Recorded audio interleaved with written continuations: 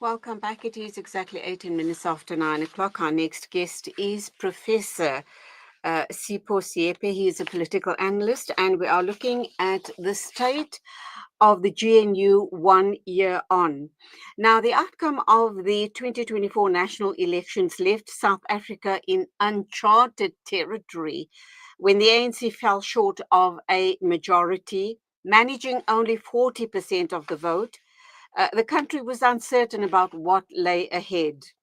Then on June the 6th, 2024, Cyril Ramaphosa announced that a government of national unity would be the best way forward. This, of course, sparked an intense period of negotiations, culminating in a historic statement of intent signed by the ANC, DA, and IFP. A few hours later, during Parliament's first sitting, Ramaphosa was elected president of the country. However, the drama is far from over. A very good morning to you, Professor Seepe. Welcome to the program. Good morning. Are we in for lots more drama going forward? Oh, definitely. I think with the local elections around the corner, we are going to expect that parties are going to continue what they've been doing in the last year, which is insulting each other and also the upmanship. You need to understand that the whole GNU was based on falsehood. And the falsehood started with President Ramaphosa claiming that the people of South Africa had voted for a multi-party system more as a way of spinning the notion that says the ANC has failed. He was trying to pretend as if the GNU was a success of the ANC, instead of acknowledging that under his leadership, the ANC went down in terms of the vote share of the vote by 22%. That is the highest that any leader anywhere in the world has experienced. But Ramaphosa tried to pretend that this is a form of success. And it is that falsehood that has led the ANC to behave as if it has won elections, as if it has a full mandate. And this is where the crisis has actually become that led to this lack of cohesion within government, where the DA from time to time has to remind the ANC that you did not win elections. The ANC has behaved in the same way that it behaved when it had the overall and outright majority. So that is the first thing. And this disagreement between the DA and the ANC has continued. But part of it must be understood by the mandate that the DA carries and also its agenda. Helen Zille has been most vocal and very clear and consistent that they are getting into the GNU not at the pleasure of the ANC. They said they're getting into the GNU not as invited, but as dictated by the voters. And this is one thing that the ANC must get in its head. The second thing that Helen Zille has been very clear about is that the DA, or during her lifetime, she hopes that the ANC will be a carcass, that she wants to see the ANC dead. So she is not getting in there to be very nice to the ANC. So if one understands that, one can understand why the GNU continues to be in what we may call an ICU, that it is struggling to survive. But with the local elections coming, the DA is going to up its performance. And most importantly, the DA has been very clear that given the failures of the ANC, it has nothing to lose. First, its ministers, it will ensure that its ministers do good work, so that if the GNU succeed, it will succeed because of the DA. And if the GNU fails, the DA can always blame the ANC again to say, after all, what did we expect? this is a party that has always been failing the people of South Africa. The third aspect is that the people of this country are now sick and tired of the ANC. And in the last year, the ANC has not shown any sign of saying the 2024 will wake up call. If you take the issue of the Pala matter, something that is very serious where Parliament should have held the president to account, the ANC behaved as it has always done to rally around its leader, to make sure that the leader of the ANC is not held to account, to an extent that the former president, Thabo Mbeki, asked the question that is the ANC saying that this Ramaphosa, this president who claims to be innocent, has to be protected? Is the ANC sending a message that maybe the president has something to answer? So when you also have everybody seeing that, then you can actually tell that the ANC has not woken up to the reality that South Africans are sick and tired of its pretense that it's still a leader of society. Professor, clearly the people that Ramaphosa surrounded himself with, all the ministers and parliamentarians that he has surrounded himself with who support him, probably do so because should he fail, should he fall, they're going to take the fall with him. Is that not so?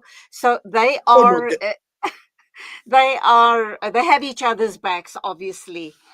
Having said that, let's talk about the smaller parties and their roles regarding the GNU.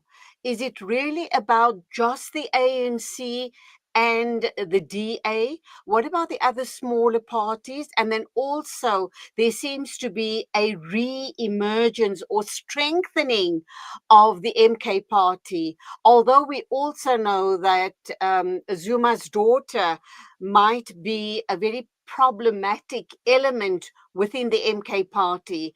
But having said that, let's look at those issues and how they're going to impact going forward regarding ANC and other parties. The GNU against the ANC.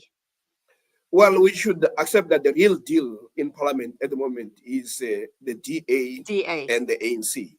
All other small parties, their percentage is not sufficient for them to turn the ship. They can raise correct issues for the public so that the public can actually see that this GNU is not working. And unfortunately, also they must also get their act together. The point that you're also raising about the MK party. The MK party came in with a resounding sense of success. But there are some people who correctly point out that it still has to find its feet in or footing in Parliament, where it is seen to be commanding. What we see as wranglings within the MK party, unfortunately, sends an incorrect message or a wrong message that would undo the confidence that the people have actually given to the MK party. So it has more to do. But what the small parties can always do is to continue to raise issues very sharp, as they have done with Pala. And as DA continues also to play its role. What the DA, unfortunately, while it is playing its role, politically, it is not managing the perception properly. If you're going to be seen to be against every legislative measure that seems to suggest the notion of redress of the imbalance of the past, your objections and your successes also in the courts does not give people an impression that you're also concerned about the majority. What they continues to do, at least in the eyes of the public, is that it seems to be more concerned about protecting white privileges and making sure that the redress is not happening. So if it has to be seen properly, it has to also manage how it comes across. If messaging must also be something it should consider. It is not sufficient for it to be seen as a thorn in the flesh of the ANC. It is not sufficient of it to be seen as a party that wants to destroy the ANC, in as much as many other people are now sick and tired of the ANC. But what we've seen also with the GNU is this bickering and not so much a sense of what government is supposed to do, which is the provision of the services. And we have seen now load shedding coming up again, despite the fact that Ramaphosa and the ANC promised that it would be a thing of the past. Yes, what they've done is change the terminology from load shedding to something else. But for the people on the ground, what they see is absence of electricity that is sustainable, and also for business. But we've also seen Ramaphosa, who has been obsessed with what he has always been about, a photo opportunity. It's one president who never miss an opportunity to take pictures, as if the more pictures you take is a mark of your own leadership. And he's also a president who is so good in narrating the problems of this country and its challenges, but is unable to provide any solution. Instead of providing leadership, what he does, he decides to outsource decision making to commissions. All he wants to do is to always have commission after commission, and all this commission, including the national dialogue that is mooted, it's all about being seen to be doing something. But the only thing that Ramaphosa has succeeded to do is to participate in the fixing of a pothole on the gravel road. So effectively to say he has achieved nothing. Okay. We don't have much time, but I really want to touch on two or three very important matters. Number one is the damage that was caused to South Africa with the AfriForum and DA visits to the United States, resulting in supposed white refugees to America by Donald Trump. Giving them shelter. I don't know that he's going to see it through if that was just some sort of showmanship from the United States. You talked about the upcoming local elections. Undoubtedly, the issue regarding service delivery is going to have a huge impact on what the results of the local elections are going to be, because we still haven't been satisfied. Service delivery has been very, very poor. And I think that is really what drives the voters to place their mark next to a party they believe would be able to deliver. And last but not least is Helen Zille making noises about wanting to run as mayor for Johannesburg, stating that she is the person who can turn things around in Johannesburg, Gauteng, so to speak. So your thoughts on those three matters, please, before we wrap up? Well, let me start with the last one. I mean, whether Helen Zille is a candidate or not, it will depend on what the DA decides, because we are in an open democracy where there is competition, and parties will put their candidates out there, and it doesn't matter what other parties say about this. If the DA says she can put a head in a ring, then it will be. And of course, when she goes there, she's going to be talking about her own leadership and experience. And she is going to say, where we govern as a DA, we do it better. And she's going to point out the issue of as a mayor of Cape Town and also as a premier of Western Cape. And it will be up to the people to make that judgment. So the judgment is really not so much about what we think as analysts or what the political parties think. It's also how the DA is able to sell its message, or Helen Zille is able to sell herself to the people of Johannesburg. But most importantly, it will be the people of Johannesburg who are going to be listening to her message. But of course, this may be drowned by the posture that the DA continues to be a party of white bosses and black stooges. If it does not address that issue, the chance of her winning in Johannesburg and would be very small. Then the second aspect that you're also raising is Ramaphosa's embarrassing spectacle in the White House. First of all, he should have gone there prepared. Donald Trump is not the kind of president who listens to others. He listens to his voice. And we know that all the statistics that he has are all manufactured. And he sticks to that position. And Ramaphosa went there again, wanting to have a photo opportunity and then come up and talking about that we are the children of Mandela, as if that will carry weight. The sooner he gets out of abusing the name of Mandela, the better. And it was very clear to everybody in the White House that his invoking of Mandela did not carry anything. Donald Trump continued to put his own position. And as we saw, Donald Trump was more willing to listen to people like Steenhuisen and Rupert and people like any else and Hussein than to listen to Ramaphosa. So there you had a president who had brought people who were not going to make his case. Only Rupert pointed out that sharply that the crime in South Africa also occurs within the Western Cape, but almost refuting the notion of a white genocide. But the Ramaphosa's delegates, instead, they went on to say, yes, South Africa is a crime-ridden country. So if you are there and you're talking as a president who wants people to come and invest, and you bring a delegation that tells the world that South Africa is the most dangerous country in the world, then you can say this person failed dismally. It doesn't matter what his acolytes in the media are trying to say. What we saw in the White House was a disaster, and it was going to happen, and we had the most incompetent president who went there to represent South Africa. Now, the last point about the local elections, of course, the local elections are going to be won on the basis of whether the GNU or whether the ANC that leads many municipalities is going to deliver.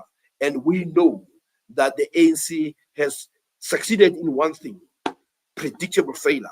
And if you read the report of the Auditor General, shows that most municipalities that are under the ANC are dysfunctional.